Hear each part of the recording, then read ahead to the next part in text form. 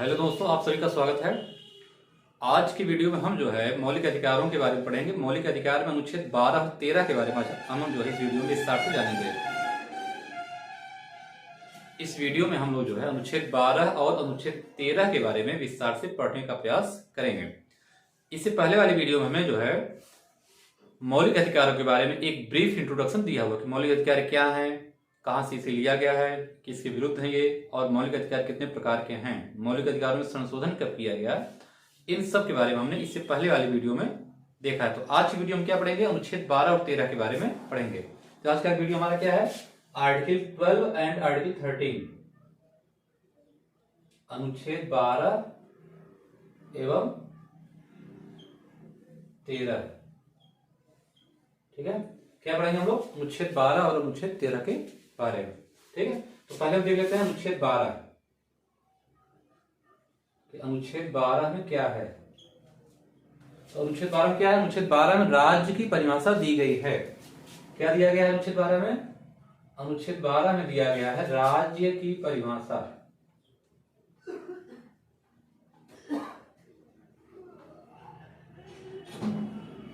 राज्य की परिभाषा दी गई। अब सवाल आपके मन में ये होगा कि आखिर राज्य की परिभाषा क्यों दी गई है, किसी और चीज की परिभाषा क्यों नहीं दी गई, राज्य की ही परिभाषा क्यों दी गई। तो इसका कारण यह है कि मौलिक अधिकार राज्य के विरुद्ध दिया गया है, नागरिकों को दिया गया अधिकार है या भारत में रहने वाले व्यक्तियों को दिया गया अधिकार है। किसके विरुद्ध, ये राज्य के विरुद्ध दिया गया अधिकार है। किसको, नागरिकों को, नागरिकों को राज्य के विरुद्ध या राज्य के खिलाफ प्राप्त अधिकार है। तो जो है इस बात की संभावना बनी रहेगी या बनी होती है कि राज्य नागरिकों को प्राप्त अधिकारों का उल्लंघन करेगा। इसलिए क्या है, इसलिए राज्य की परिभाषा दी गई है कि आखिर राज्य के दायरे में कौन कौन आएगा, और जब इनके द्वारा मौलिक अधिकारों का उल्लंघन किया जाएगा तो व्यक्ति न्यायालय जाकर उपचार पा सकता है। तो इसके अंतर्गत क्या है, राज्य की परिभाषा। तो पहले देखिएगा आप कि राज्य की परिभाषा में कौन कौन लोग आते हैं। हमारे संविधान के अनुच्छेद 12 में राज्य की परिभाषा के दायरे में किसको किसको लाया गया, ये हम देखेंगे। तो आप देखिएगा, संसद, ये आप कह सकते हैं भारत सरकार, भारत सरकार एवं संसद। भारत सरकार और संसद क्या है, ये जो है राज्य के दायरे में आए। तो भारत सरकार के जितने विभाग हैं, जो कुछ भी है भारत सरकार के, जितने भी कर्मचारी अधिकारी हैं, और संसद के जितने भी विभाग हैं, जो कुछ भी है संसद के अंतर्गत आता है, ये सभी क्या होते हैं, ये सभी राज्य के दायरे में आएंगे। आगे क्या होगा, राज्य सरकारें, राज्य सरकारें प्लस राज्य विधानमंडल, राज्य विधान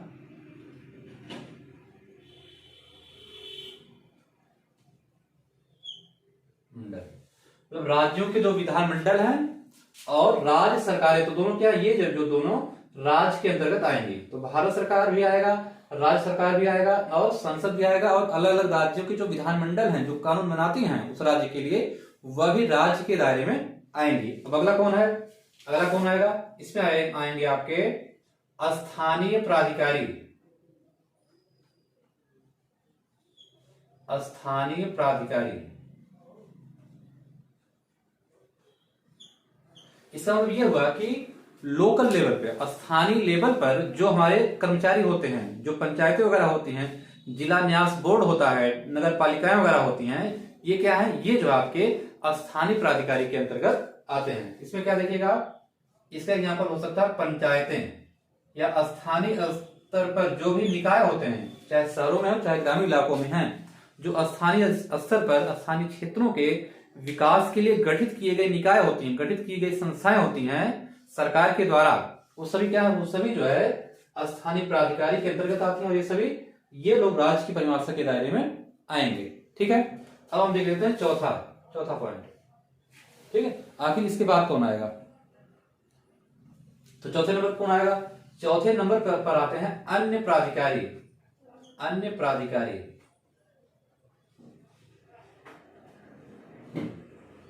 ठीक है, अन्य प्राधिकारी क्या है, ये जो है आपके राज्य की परिभाषा के दायरे में आएंगे। अन्य प्राधिकारी का मतलब ये हुआ कि इन सब के मतलब इन तीनों के अतिरिक्त कोई और संस्था वह क्या, वह जो कोई अन्य संस्था, अन्य कंपनी जो है, अन्य निकाय है, वह अन्य प्राधिकारी के अंतर्गत आती है। इसमें मोस्टली कौन आता है, इसमें प्रायः जो है हमारी सरकार के द्वारा संचालित होने वाली जो कंपनियां होती हैं, जो संस्थाएं होती हैं, वह जो है अन्य प्राधिकारी के अंतर्गत आती हैं। और हमारी न्यायपालिका के द्वारा जब कभी भी डिबेट होता है कि यह कोई प्राइवेट संस्था है या सरकारी संस्था है, राज्य के अंतर्गत आएगी कि नहीं आएगी, आर्टिकल 12 के अंतर्गत अनुच्छेद 12 के तहत कोई संस्था आएगी कि नहीं आएगी, इसका निर्धारण हमारी न्यायपालिका के द्वारा समय समय पर किया जाता है। तो अन्य प्राधिकारी में क्या है, इन 3 संस्थाओं के अतिरिक्त जो है कुछ संस्थाएं आती हैं जो कि सरकार के द्वारा विनियमित होती हैं, सरकार के द्वारा संचालित होती हैं, वो जो है इसके अंतर्गत आती हैं। जैसे अब तक आप बता सकते हैं LIC वगैरह जो हमारी थी, एयर इंडिया थी, हालांकि इनका जो है प्राइवेटाइजेशन कर दिया गया, सरकार ने उनका जो विनिवेश कर दिया है, तो ये अब संस्थाएं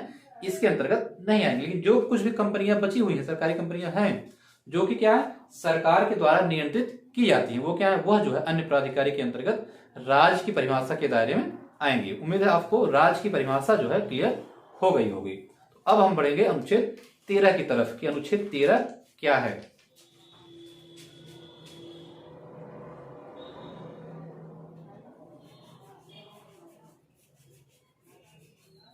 अनुच्छेद 13, तो अनुच्छेद 13 की टाइटल क्या है, अनुच्छेद 13 में लिखा गया है मूल अधिकारों से असंगत या उनका अल्पीकरण करने वाली विधियां।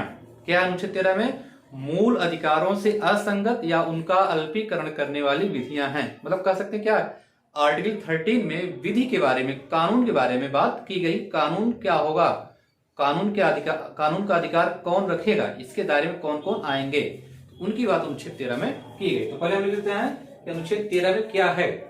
क्या इसमें, मूल अधिकारों से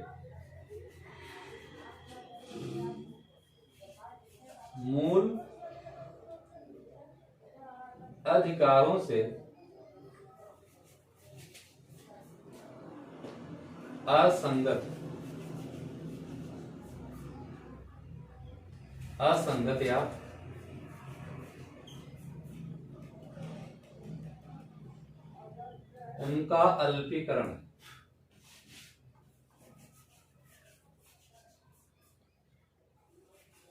उनका अल्पीकरण करने वाली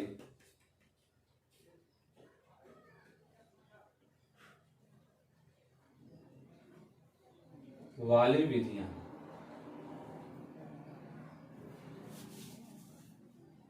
किसमें आती हैं, ये अनुच्छेद 13 के अंतर्गत आती हैं। कि पहली बात ये जानिएगा कि इसमें क्या विधि की बात, विधियां, कानूनों की बात की गई है। कौन से कानून की बात की गई है, ऐसे कानूनों की बात की गई है जो कि क्या है, जो कि मौलिक अधिकारों से असंगत हों, अर्थात मौलिक अधिकारों से मेल न खा रहे हों, मैच न कर रहे, उनका मैचिंग न हो रहा हो, और उससे क्या हो, उनका अल्पीकरण कर रहे हो, मतलब मौलिक अधिकारों को कम कर रहे हैं, न्यूनीकृत कर रहे हो, ऐसे जो है कानूनों या ऐसी विधियों की बात आर्टिकल 13 में की गई है।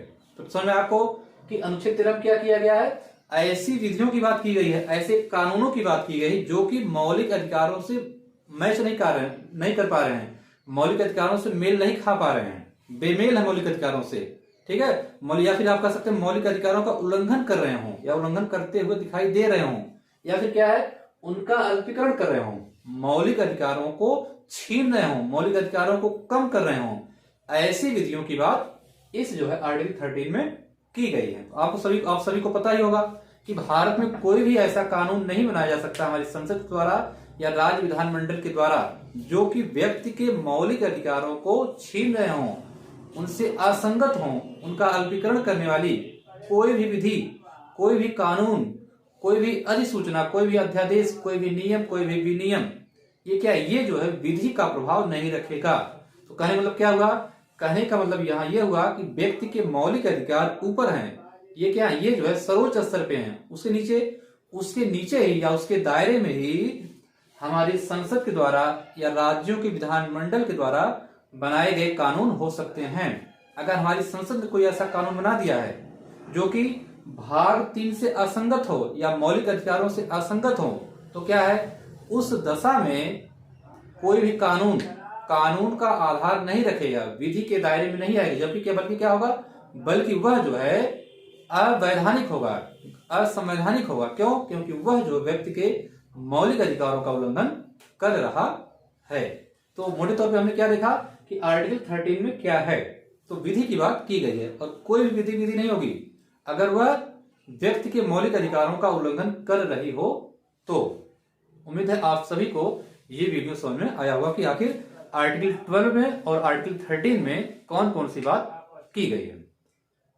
आप सभी को वीडियो देखने के लिए बहुत बहुत धन्यवाद और आप जो है वीडियो को ज्यादा से ज्यादा शेयर, लाइक, सब्सक्राइब करना न भूलें।